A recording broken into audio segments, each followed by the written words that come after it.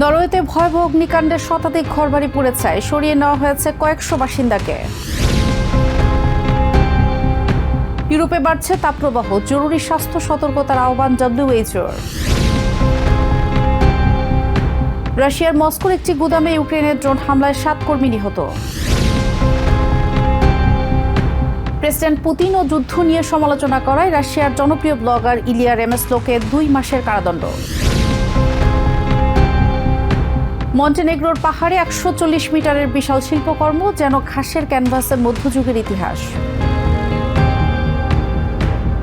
ইউরোপের হালনাগাদ ও বৈচিত্র্যময় খবরাখবর আপনাদের সামনে এক নজরে তুলে ধরছি আমি রেশমা আহমেদ।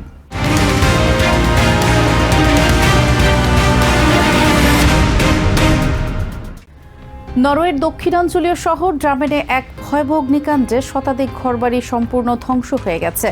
তীব্র বাতাসের কারণে আগুন দ্রুত ছড়িয়ে পড়ায় আশপাশের এলাকা থেকে কয়েকশো বাসিন্দাকে জরুরি ভিত্তিতে নিরাপদ স্থানে সরিয়ে নেওয়া হয়েছে।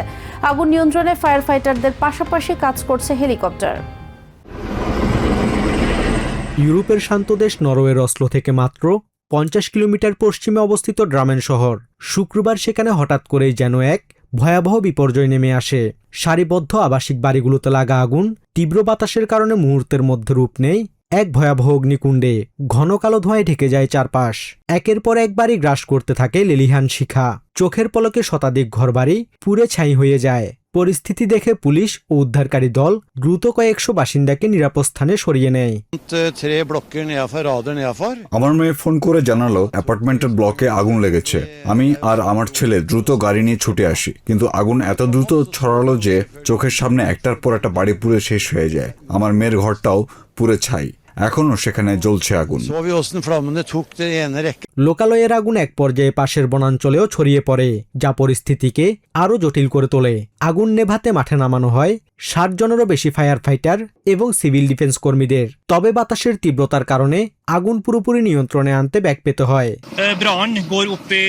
বাতাসের কারণে আগুন এখন বনাঞ্চলে ছড়িয়ে পড়েছে এবং এটি একটি বড় ধরনের দাবানলের রূপ নিয়ে দক্ষিণ দিকে অগ্রসর হচ্ছে। ফায়ার সার্ভিস ও সিভিল ডিফেন্স যৌথভাবে দক্ষিণ দিক থেকে আগুন নেভানোর চেষ্টা করছে, তবে আগুন এখনো নিয়ন্ত্রণে আসেনি। এটি অনবরত ছড়াচ্ছে। শুকনো আবহাওয়া এবং সাম্প্রতিক তীব্র গরমের কারণেই আগুন এত দ্রুত ছড়িয়ে পড়েছে বলে জানিয়েছে রেড ক্রস। অগ্নিকাণ্ডের খবর পেয়েই ড্রামেন পৌরসভা তাদের আপৎকালীন ক্রাইসিস টিম সক্রিয় করে উদ্ধার কাজে ঝাঁপিয়ে পড়ে। হেলিকপ্টার থেকে আকাশপথে, জ্বলন্ত বাড়ি ও বনাঞ্চলে অবিরাম পানি ফেলে আগুন নেভানোর চেষ্টা চলছে। তবে স্বস্তির বিষয় হলো, এখন পর্যন্ত এই ঘটনায় কোনো হতাহত বা নিখোঁজ হওয়ার খবর পাওয়া যায়নি। Basudebnath, TVN 24 news desk. জলবায়ু পরিবর্তনের প্রভাবে তীব্র তাপপ্রবাহের কবলে পড়েছে পুরো ইউরোপ মহাদেশ।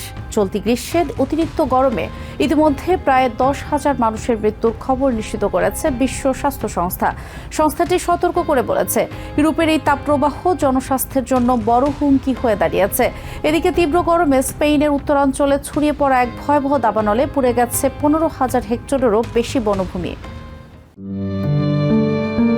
বৈশ্বিক গড় তাপমাত্রার চেয়ে দ্বিগুণ গতিতে উত্তপ্ত হচ্ছে ইউরোপ মহাদেশ। চলতি গ্রীষ্মে মহাদেশটির মাত্র 5টি দেশের প্রাথমিক উপাত্ত বলছে, তীব্র গরমের কারণে ইতিমধ্যে প্রায় 10,000 অতিরিক্ত মানুষের মৃত্যু হয়েছে।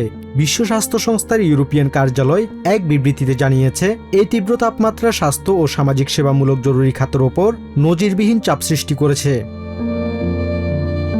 ডব্লিউএইচওর আঞ্চলিক পরিচালক হ্যান্স ক্লুগে জানান, বিগত 4 বছরে ইউরোপে তাপপ্রবাহের কারণে 200,000-এরও বেশি মানুষ প্রাণ হারিয়েছেন। তিনি আরও জানান, যদি শহরগুলো শীতল রাখার ব্যবস্থা করা যায় এবং আগে থেকে সতর্ক বার্তা দেয়া যায়, তবে অতিরিক্ত গরমকেও মোকাবেলা করা সম্ভব।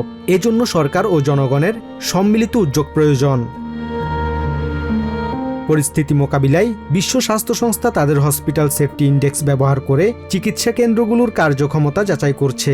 অতীতে এই সূচক ভূমিকম্প বা বন্যার মতো দুর্যোগ ব্যবহার করা হলেও এখন তা চরম তাপমাত্রা এবং বিদ্যুৎ ও কুলিং সিস্টেমের বিপর্যয় মোকাবিলায় হাসপাতালগুলোর সক্ষমতা পরিমাপ করতে ব্যবহার করা হচ্ছে।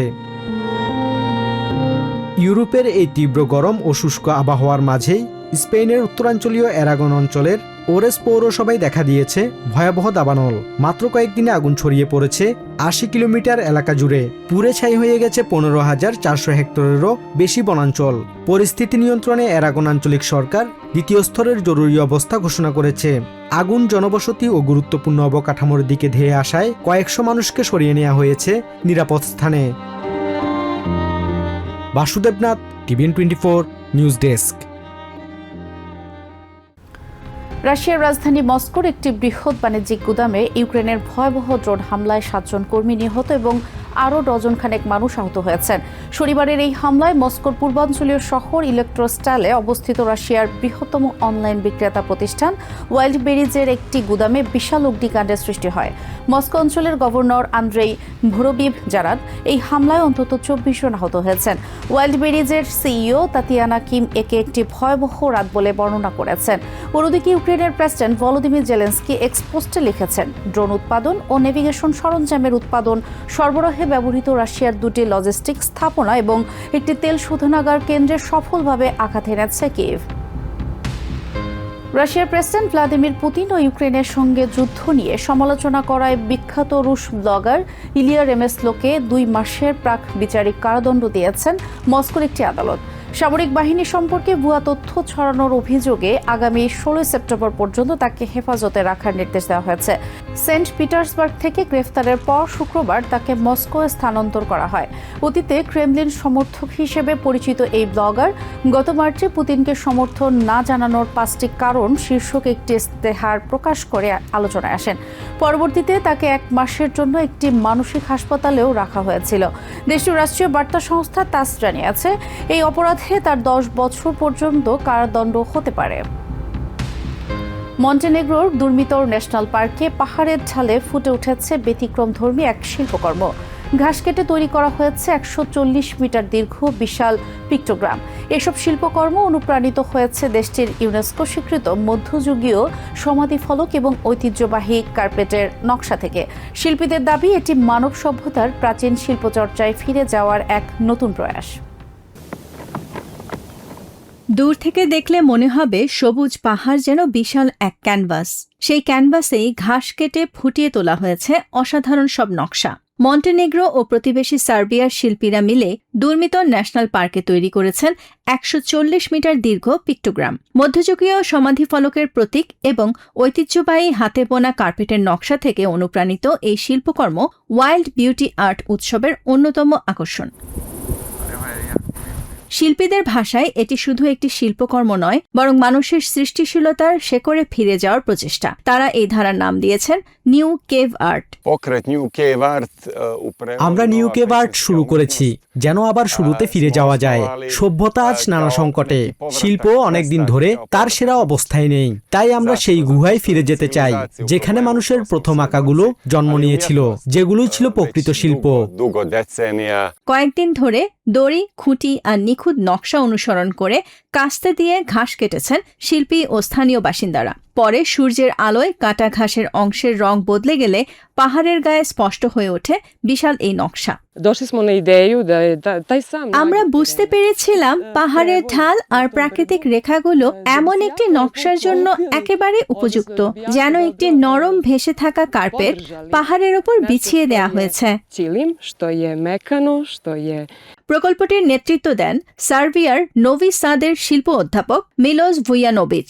তার মতে, এত বড় শিল্পকর্ম তৈরি করতে জ্যামিতিক পরিকল্পনা এবং নিখুঁত পরিমাপ ছিল সবচেয়ে গুরুত্বপূর্ণ বিষয়।